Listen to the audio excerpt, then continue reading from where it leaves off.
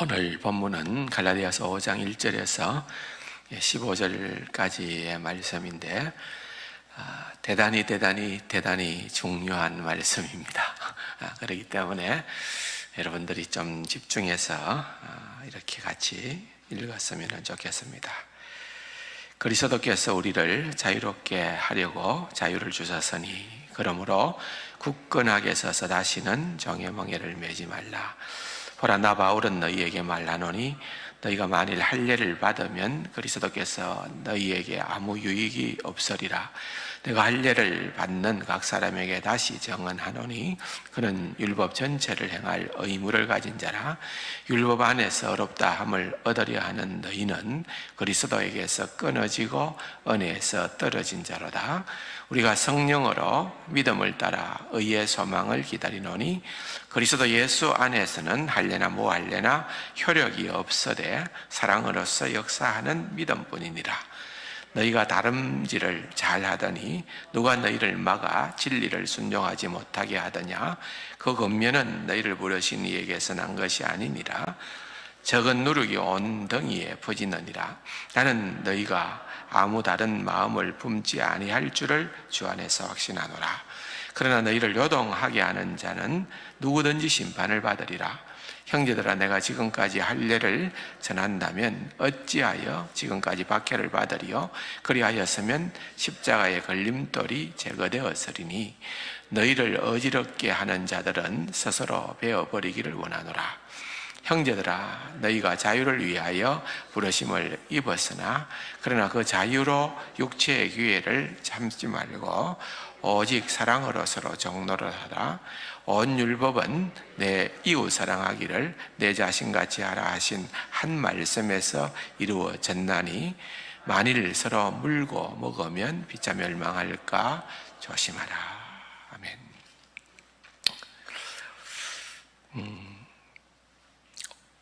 특별히 이 5장이 중요하다고 한 이유는 5장 1절의 말씀이 갈라디아 전체의 내용을 요약하고 있는 주제 말씀이다. 그렇게 볼 수가 있습니다. 그래서 1절이 굉장히 중요한 말씀인데 1절이 나머지 이제 5장과 6장의 중심 구절이 되기도 하지만은 또 한편으로 생각을 해보면은 갈라디아서 1장에서 6장 전체의 주제가 되는 그런 말씀이기도 한 것입니다. 중요하다 그 말이지요. 다시 한번 1절을 보십시다. 그리스도께서 우리를 자유롭게 하려고 자유를 주셨다 그랬습니다. 이 자유라는 단어가 이제 계속 등장을 하는데 이 자유는 구원받은 하나님의 백성, 복음을 받은 주의 백성들이 누리는 특권입니다. 하나의 결과물이라고 볼 수가 있겠지요. 여러분들 자유하십니까? 근데 이 자유라는 게 과연 어떤 내용을 갖고 있는가? 또 이 자유라는 것이 과연 우리가 어떻게 누리는 것이 진정한 자유를 누리는 것일까? 그게 굉장히 중요하겠죠. 자유라는 이 단어가 중요하지만은 그것을 제대로 이해하고 제대로 누리는 것은 더 중요하다. 그렇게 생각을 하는 겁니다. 더 정확하게 이제 원문을 따라서 직역을 하면은 이 전반부의 말씀은 이렇습니다. 바로 자유를 위하여 그리스도께서 우리를 자유롭게 하셨느니라. 바로 자유, 명사입니다. 그 자유를 위하여 그리스도께서 우리를 자유롭게 하셨느니라. 자유롭게 했다는 말은 동사입니다. 그러니까 명사와 동사가 다 자유를 지칭하는 말입니다. 중요하다는 거지요. 자유는 생각해 보면은 우리 성도들의 삶의 수단이고 목표입니다. 복음 안에서 내가 구원받았다? 그러면은 나는 자유하다는 겁니다. 복음 안에서 내가 구원받았는데 내가 여전히 여전히 뭔가 부자연스럽고 뭔가 나를 얽어매고 뭔가 율법이라고 하는 그것이 나를 억제이고 라고 하면은 여러분들이 지금도 뭔가가 자꾸 구원받은 백성인데 이렇게 하면은 구원을 소멸하는 것이 아닌가, 내가 구원받은 백성이 맞기는 한가 하면은 여러분들의 심령에 자유함이 없다는 겁니다. 사도 바울이 강하게 우리에게 지금 확신시켜 주는 것은 복음으로 너희는 이미 하나님께로부터 자유가 주어졌음을 확신하라 이 말입니다. 우리는 자유자라는 것. 더 이상 우리는 종이 아니라는 겁니다. 어떤 것들도 우리를 종노릇 하게 하는 것은 있을 수가 없다는 것입니다. 그래서 여기에 자유를 주셨다라는 이 동사는, 이것은 헬라어의 아주 특이한 용법이 있기 때문에 우리말에는, 문법에는 그게 없어요. 그런데 이제 헬라어, 이 성경이 기록되어져 있는 헬라어에는 그런 특별한 용법이 있는데 그게 뭔가 하면은 에오리스터라는 용법인데, 그것은 단순 과거 형태로 이 동사가 기록되었다는 거예요. 그 단순 과거라는 그것은 어떤 의미가 있느냐? 그것은 과거니까 과거예요. 이미 되어진 일인데, 이미 되어진 일이 단번에 유일하게 딱 한 번만에 딱 그 일이 일어났고 그 일이 성취된 것을 의미하는 단어입니다. 자유를 주셨다. 계속해서 주고 또 줄 필요가 없다는 겁니다. 우리가 복음으로 말미암아 구원받은 자로서는 우리가 자유를 이미 받은 자들이라는 거예요. 하나님 자유 주십시오. 하나님 내 자유 놓쳐버렸습니다. 잃어버렸습니다. 하나님 또 주십시오. 이게 아니고 하나님께서 한 번 주시면 이 자유는 우리의 소유가 된다는 거예요. 우리가 이것을 잘 누려야 되는 그것이 우리가 해야 되는 일이지, 자꾸 자유를 달라 해서는 안 된다는 것입니다.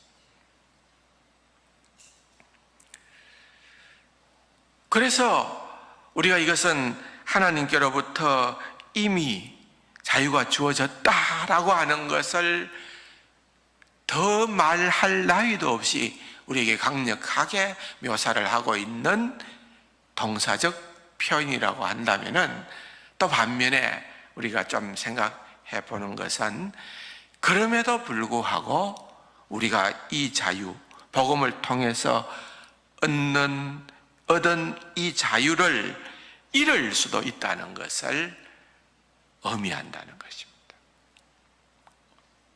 이 자유가, 구원은 잃을 수가 없으면 혼돈하면 안 됩니다. 구원은 우리가 구원을 놓쳐버릴 수도 있고, 구원을 우리가 이럴 때는 얻고 이럴 때는 놓쳐버린 게 아닌가, 이런 확신을 흔들려서는 안 돼요. 그런데 구원의 결과물인 이 자유는 우리가 제대로 누리지 못하면 잃어버릴 수가 있다는 거예요.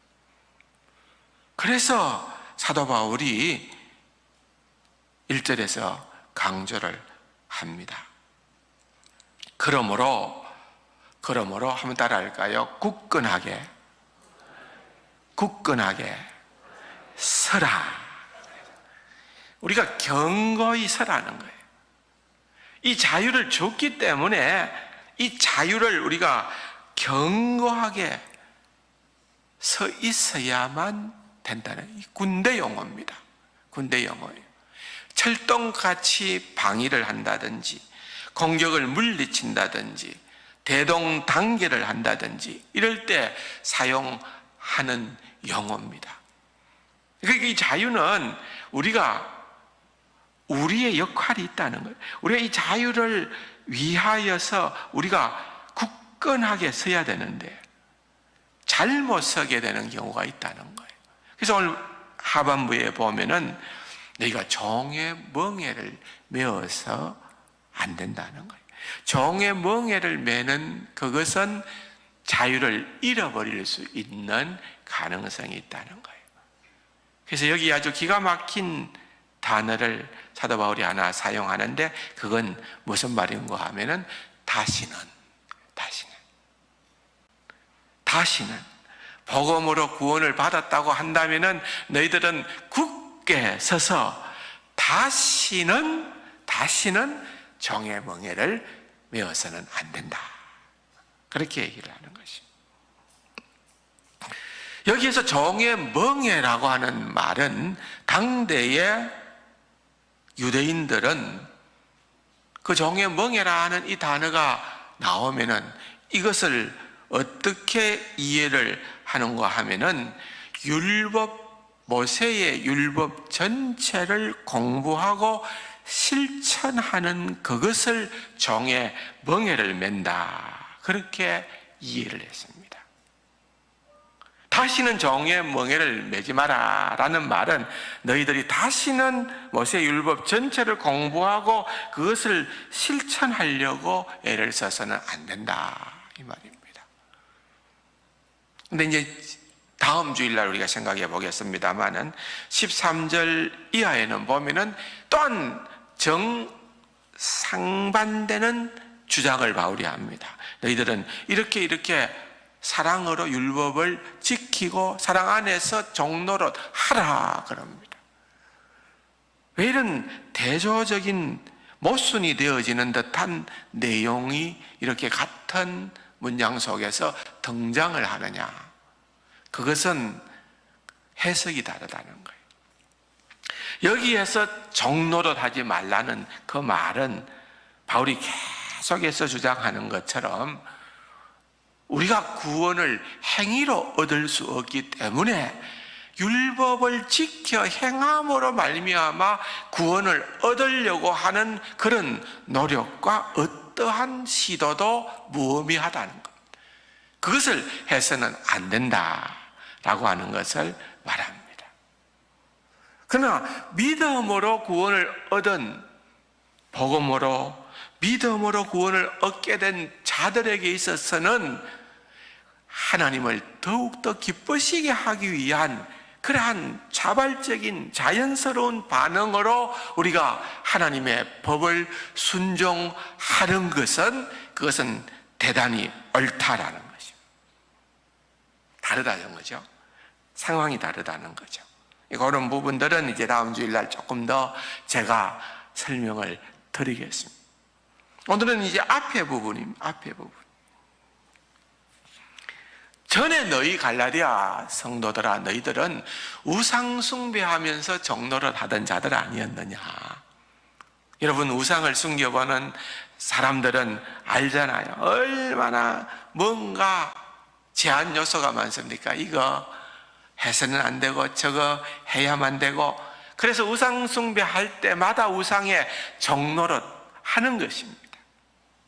그래서 너희들이 전에 우상 숭배를 하면서 정노릇 하다가 복음을 받아들이고 주님 안에서 이제는 자유자가 안 되었느냐? 그런데 왜 또 정노릇 하려고 그러느냐? 너희들은 전에 복음을 알지 못하고 그냥 자유주의자로 살았던 너희들이었는데 이제는 너희들이 유대 율법을 지킴으로 말미암아 뭔가를 구원을 완성하려고 하는 그러한 정노릇은 더 이상 해서는 안 된다. 그렇게 지금 이야기를 하고 있는 것입니다. 결국은 양다리를 걸쳐서는 안 된다, 이겁니다. 사도 바울은 너희들은 양다리를 걸치는 것이 중요한 것이 아니고 양자택일을 하라. 그게 뭡니까? 순전히 그리스도를 보배로 삼아서 그분만으로 나는 구원을 얻게 되고 그분만으로 나는 용서받고 그분만으로 나는 인생의 만족을 누리며 살아갈 것이냐? 그렇지 않으면은 율법 준수와 할례를 의지할 것인가? 그것입니다. 계속해서 유대주의자들은 주장하는 것이 뭡니까? 너희들은 할례를 받아야 되고 너희들은 율법을 지켜야 되고 그렇지 않으면 너희들은 구원을 얻을 수가 없다 가르친 겁니다. 바울은 정반대입니다. 너희들이 그렇게 해서는 그 가르침을 받아들여서 따르면 구원을 받을 수가 없다. 2절에 얘기하는 바가 그것 아닙니까? 그리스도께서 만약에 나 바울은 너희에게 말하노니 너희가 만약에 할례를 받으면은 할례를 받고 율법을 지키는 그러한 행동으로 구원을 얻으려고 생각한다면은 그리스도께서 너희에게 어떠한 유익도 없다. 그 말을 하는 것입니다. 이것은 앞에서 계속 1장에서부터 4장까지 되풀이해왔던 말을 다시 한번 반복한다는 말은 중요하다는 말입니다. 기억해야 된다. 중요하기에 명심해야 된다. 그런 의미로 계속해서 들려주는 것입니다. 바울이 계속해서 갈라디아 교인들에게 일깨웠듯이 그리스도의 뭔가를 더하면은 결국은 그리스도를 빼는 결과가 되고 만다는 것입니다. 다시 말하면은 영어로 말하면은 all or nothing이라는 말이에요. 그리스도가 우리의 모든 가치든지 그렇지 않으면 아무것도 아니든지 둘 중 하나라는 것입니다.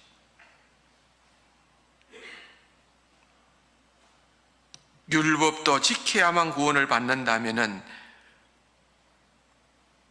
그것만이 구원의 길이고, 따라서 3절에 보세요. 할례를 받는다는 말은 율법을 지키는 행위 아닙니까? 그러니까 할례를 받는 각 사람에게는 다시 정언하노니 그는 율법 전체를 행할 의무를 가진 자라. 이해되십니까? 할례를 통하여서 율법을 지킴으로 구원을 얻으려고 하는 사람은 결국은 율법 전체를 다 행해야만 구원을 얻을 수 있다 그 말입니다. 그런데 실은 그렇게 행할 수 있는 사람은 누구도 없다 그 말입니다. 절대로 가능한 일이 아니라는 것입니다. 그래서 4절에 보면은 율법 안에서 어렵다 함을 얻으려는 자는 그리스도에게서 끊어지고 행위를 따라 살면 율법에 붙어 있을 수가 없다는 거예요. 율법에서 떨어지게 된다는 것입니다. 굉장히 강력한 논조입니다. 사실 여러분, 우리가 구원 한번 받았으면 구원을 소멸시킬 수 없습니다. 잃어버릴 수가 없습니다. 근데 마치 4절만 봐서는 우리가 구원을 놓치고 은혜도 놓치고 잃어버릴 수도 있는 것처럼 그런 뉘앙스로 사도 바울이 얘기를 합니다. 강조하는 거죠, 강조. 왜냐하니까 그 다음 5절과 6절을 보면은 알 수가 있습니다. 우리가 성령으로 믿음을 따라 의의 소망을 기다리노니 그리스도 예수 안에서는 할례나 무할례나 효력이 없으되 사랑으로서 역사하는 믿음뿐이니라 그랬습니다. 5절과 6절에서 보면은 여러분, 우리 그리스도인의 삶 전체가, 다시 말하면 우리의 현재뿐만 아니라 우리의 미래까지도 하나님께서 우리들의 모든 것을 다 수용했다는 거죠. 받아들였다는 확신의 기초에서 이 말씀이 등장하는 겁니다. 만약에 우리가 구원을 우리의 노력으로 얻거나 유지해야 한다면 구원의 확신은 불가능합니다. 왜? 그때 따라 다르거든요. 그렇잖아요. 내가 좀 뭔가 했다 싶을 때에는 뭔가 구원이 확실히 좀 스며들었다가 뭔가 내가 좀 실수했을 때에는 구원을 놓쳐버리는 듯한. 근데 여러분, 구원의 확신에 대한 근거가 어느 정도여야 구원의 확신이 주어진다고 생각합니까? 내가 어느 정도 의를 행해야 하나님께서 오케이 한다고 생각합니까? 아무도 감을 못 잡는 거예요. 늘 불안한 거예요. 늘 초조한 거예요. 결국은 행위를 의지하는 사람들에게 있어서는 구원의 확신이란 결단코 있을 수가 없는 그러한 이입니다.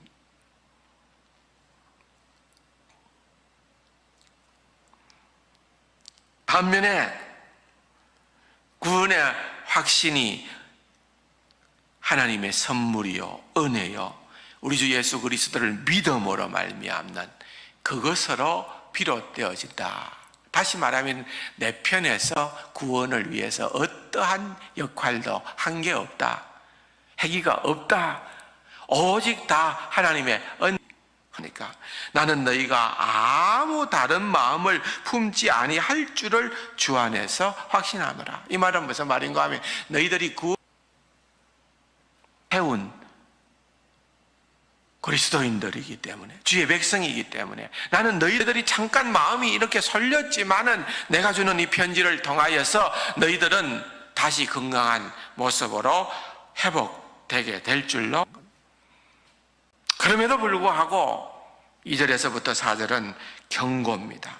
너희가 아무리 회심했다고 주들이 말하는 게 중요한 것이 아니라도 넣기로 결정을 했다면은 그것은 오직 하지 않으리라고 확신하지만은 너희들은 그러므로 너희들은 사도 바울은 갈라디아 교인들에게 너희들이 의를 이루고자 몸부림칠 게 아니라, 그런 몸부림은 진짜 쓸데없는 몸부림입니다. 의를 이루고자 몸부림을 칠 게 아니라, 한번 따라합시다. 그냥 의를 다시 말하면 의의 소망을 기다리라. 여기 참 아주 멋진 표현인데요. 여기에 먼저 이 세 원어 성경에 보면은 엘피다라는 단어로 사용하고 있는데, 이건 그냥 막연한 그랬으면 좋겠다, 그를 깨다라는 막연한 바람이 아닙니다. 우리 어릴 때의 입니다. 절대적 확신이 있으니까 그 소망을 이루기 위해서 몸부림칠 게 아니라 해야 할 일은 딱 하나 있는데 그건 그냥 기다리는 거예요. 왜? 그 소망이 반드시 오기. 근데 여기에 그냥 소망이라고 하지 않고 의의 소망이라고 해요. 의의 소망. 이 의라고 하는 이 말은 그냥 어떤 좋은 것, 선한 것 정도의 수준을 훨씬 뛰어넘는 하나님과의 관계가 대단히 좋은 관계가 되었다는 것을 의미하는 겁니다. 관계가 흐트러진 게 죄 아닙니까? 그런데 하나님과의 관계가 회복되고 온전하다는 말은 죄의 문제가 해결되어졌다는 것. 할 게 있습니까? 더 이상의 추구할 게 있을까요? 왜?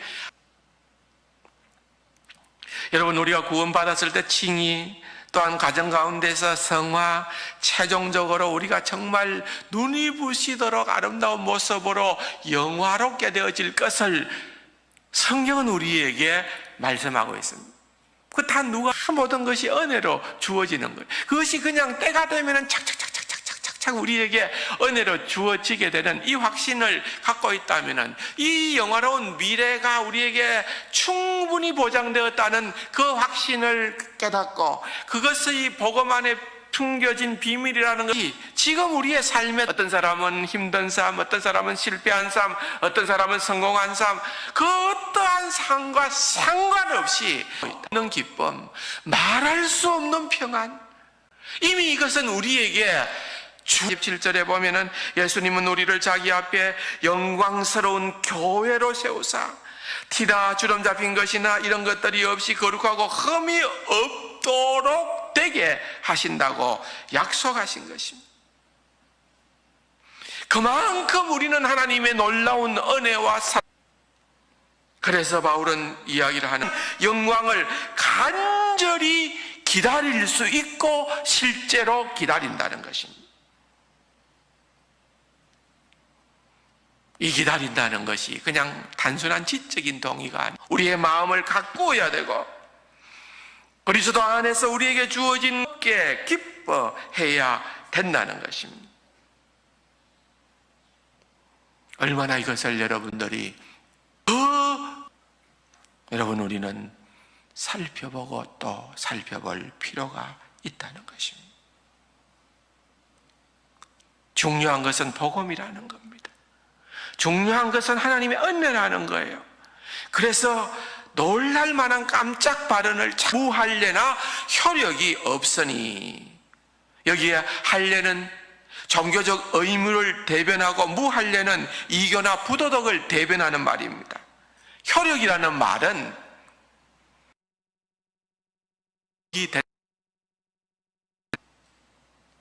도덕적인 어떠한 노력, 할례, 무할례, 무종교도 하나님과의 관계를 맺는 데는 무효질. 우리의 장래는 우리의 어떤 종교적 행위로 말미암는 것이 아니라는 거예요. 우리가 실패했기 때문에 하나님 앞에 받아들이지 않는 확정되어져 있다는 것. 그러므로 우리는 그 영광스러운, 반면 우리 그리스도인들이 실패를 경험했을 때에도 우리는 이렇게 고백할 수 있어야 되는 것입니다. 이렇게 실패하지 않았다 해도 나를 향한 하나님의 사랑과 수용이 지금 이 순간보다 더 커지지는 않는다. 내 행위와 하신다는 거죠. 그분이 이번 일을 허락하시는 것도 나를 사랑하지 않았어가 아니라, 낙심되는 자리에서 우리가 이렇게 고백할 수 있다는 것은 복음의 비밀을 알기 때문에 그러하다는 것입니다. 얼마나 근본적으로 다른 원리입니까? 덕분에 여러분, 우리 그리스도인들은 삶에 엄청난 평안과 균형이 찾아올 수밖에는 없는 것입니다. 들쑥날쑥, 맑았다 흐렸다, 개었다가 비왔다가 아닙니다. 우리 그리스도인들은 심한 기복이 사라지는 인생입니다. 할례, 영적인 성공으로 볼 수 있습니다. 무할례, 영적인 실패로 볼 수도 있습니다. 그러나 일상 우리가 이 모든 것들을 통과하는 일인데 그 어느 것도 우리에게 효력이 없다는 것입니다. 그 어느 것도 효력이 없지만은 그리스도 안에서 사랑하는, 사랑으로 역사하시는 믿음은 우리에게 효용이 있다, 그 말이에요. 사랑으로 역사하는 믿음, 그것만이 우리에게 진정한 의미가 있다. 하나님께서 우리를 사랑하심을 깊이 있게 묵상하시기 바랍니다. 그리스도께서 우리를 사랑하시사 십자가에 죽으심을 깊이 묵상하시기 바랍니다. 뭔가 어떤 다른 이용 가치가 있어서 우리를 사랑하신 것이 아닙니다. 세상은요, 이런 게 많아요. 어떤 사람이 누군가에게 청혼을 할 때에 그 사람이 좋아서 청혼하기보다는 그 사람이 장차 받게 될 유산이 너무 많다는 것을 알기 때문에 청혼을 했다고 가정해 봅시다. 나중에 그 사실을 알게 되면은 어떤 상황이 벌어질까요? 이 사람이 나를 이용하는 것이고, 나를 사랑하는 것이 아니라 이 의미가 들어있는 거예요. 하나님께서 우리를 사랑하시는 그 사랑은 순전한 사랑입니다. 그리스도께서 우리를 사랑하시는 그 사랑은 순전한 사랑입니다. 그러므로 우리 또한 하나님을 사랑하고 그리스도를 사랑하는 그 사랑의 행동은 순전할 수밖에 없고, 목적성이 있어야 안 된다는 거예요. 내 이익을 추구하기 위해서 하나님을, 그리스도를 수단으로 한다는 것이 복음의 비밀입니다. 복음의 비밀. 그래서 5절을 깊이 깨달으면 깨달을수록 6절의 말씀대로 살게 됩니다. 은혜로운 구원을 기뻐할수록 더 사랑과 더 감사에 이끌리게 되는 것입니다. 선을 행하되 순전히 선이 아름다워서 순전히 하나님을 기뻐해서 순전히 다른 사람을 사랑하는 것이 너무나도 귀한 일이어서 행하게 된다는 것입니다.